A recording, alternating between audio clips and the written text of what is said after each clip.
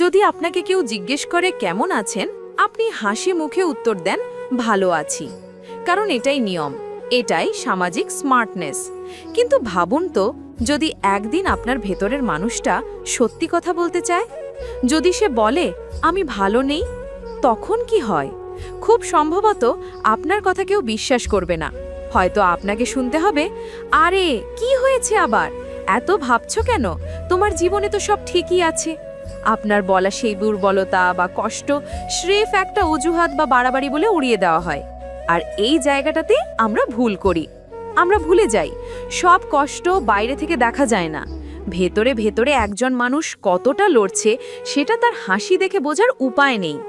এই ভিডিওতে আমরা সেই না বলা কষ্টের গল্প শুনব। আমরা এমন এক সময়ে বাস করছি যখন শারীরিক আঘাত নিয়ে কথা বলা সহজ। যদি আপনার হাত ভেঙে যায় বা জ্বর আসে, সবাই আপনাকে দেখতে আসে, সহানুভূতি জানায়। কিন্তু যখন মন ভেঙে যায়, যখন আপনার ভেতরের আকাশ মেঘলা থাকে, তখন আমরা চুপ থাকি। কারণ আমরা জানি এই কষ্ট দেখাতে গেলে হয় আমরা হাসির পাত্র হব, নয়তো অবজ্ঞার শিকার। আমি ভালো নেই, এই কথাটি কেউ বোঝে না। এই কথাটা কেবল একটা বাক্য নয়, এটা আমাদের সমাজের এক বিশাল ফাঁক। যখন একজন মানুষ তার সবথেকে কঠিন সময়ে এসে সমস্ত দ্বিধা কাটিয়ে খুব দুর্বল হয়ে শুধু এইটুকুরে বলে, তখন সে আসলে সাহায্যের হাত বাড়াচ্ছে। সে বলছে, আমার হাত ধরো, আমার একটু কথা শোনো। কিন্তু আমরা তখন কি করি? আমরা উল্টে তাকে উপদেশ দিই, বলি পজিটিভ থাকো বা বিয়ে করে ফেলো, সব ঠিক হয়ে যাবে। অথবা আরও ভয়ঙ্কর, যে তোমার আবার কিসের চিন্তা, এত সুখ তোমার, যাদের খাবার চিন্তা তারা কি বলবে। আসলে আমরা কেবল বাইরের চিত্রটা দেখি। ধরুন আপনি অফিসে খুব ভালো কাজ করছেন, আপনার হয়তো ভালো চাকরিও আছে, পরিবারও আছে, কিন্তু ভেতরে ভেতরে আপনি একটা গভীর শূন্যতা নিয়ে ঘুরছেন। আপনার সব আছে, কিন্তু কোনো কিছুতেই আনন্দ নেই। এই না থাকাটা, এই ভেতরের কষ্টটা কিন্তু বাইরের কোনো মাপকাঠি দিয়ে মাপা যায় না। আমরা বেশিরভাগ সময় মানসিক কষ্টকে অলসতা, দুর্বলতা বা মনোযোগ আকর্ষণ করার চেষ্টা হিসেবে দেখি। যখন কেউ ডিপ্রেশনের কথা বলে, আমরা ধরে নিই সে ইচ্ছে করে কষ্ট পাচ্ছে।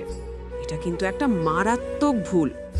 ডিপ্রেশন, উদ্বেগ বা বার্নআউট এগুলো মস্তিষ্কের রাসায়নিক পরিবর্তন এবং জীবনযাত্রার চাপের ফলে তৈরি হওয়া গুরুতর সমস্যা।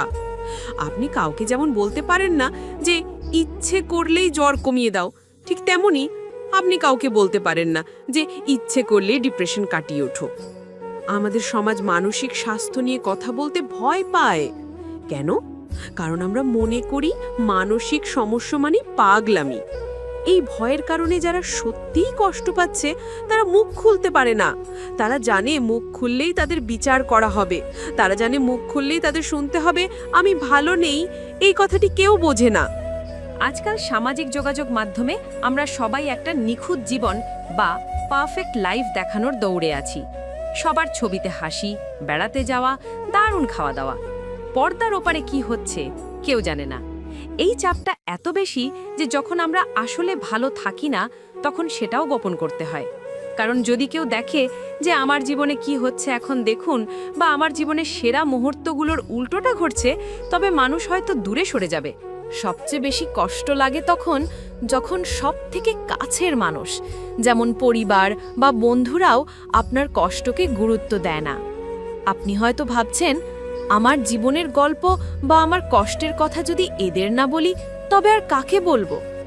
কিন্তু যখন বাবা মা বলেন, তুমি একটা ঘরের কোণে বসে থাকো কেন, বাইরে যাও, বা বন্ধুরা হাসাহাসি করে, তখন সেই মানুষটা আরও গুটিয়ে যায়। সে তখন ভাবে, ঠিক আছে, কাউকে বলার দরকার নেই, আমি একা লড়ব। এই একাকিত্বটা খুব ভয়ঙ্কর। এই একাকিত্বই একজন মানুষকে এমন একটা জায়গায় নিয়ে যায় যেখান থেকে ফেরা কঠিন। আমাদের মনে রাখতে হবে, সহানুভূতির কোনো মূল্য নেই, কিন্তু এর প্রভাব অনেক বেশি। তাহলে সমাধানটা কি? যখন কেউ আপনাকে বলছে যে সে ভালো নেই, তখন আপনার প্রথম কাজ হবে বিচার না করে তার কথা শোনা। এটাই সবচেয়ে বড় মানবিক সহায়তা। 1. সত্যি করে শুনুন।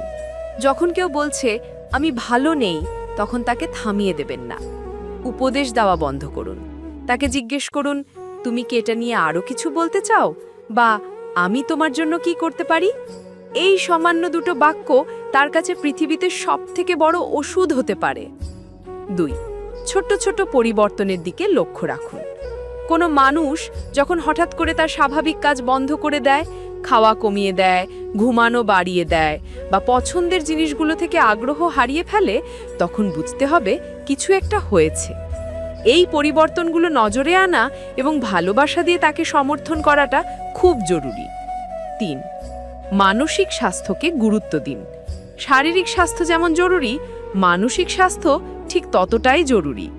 যখন আপনি মানসিকভাবে সুস্থ থাকবেন না, তখন আপনার শরীরের ওপরও তার প্রভাব পড়বে। তাই মানসিক স্বাস্থ্য নিয়ে কথা বলতে লজ্জিত হবেন না। প্রয়োজনে একজন বিশেষজ্ঞের সাহায্য নিতে দ্বিধা করবেন না।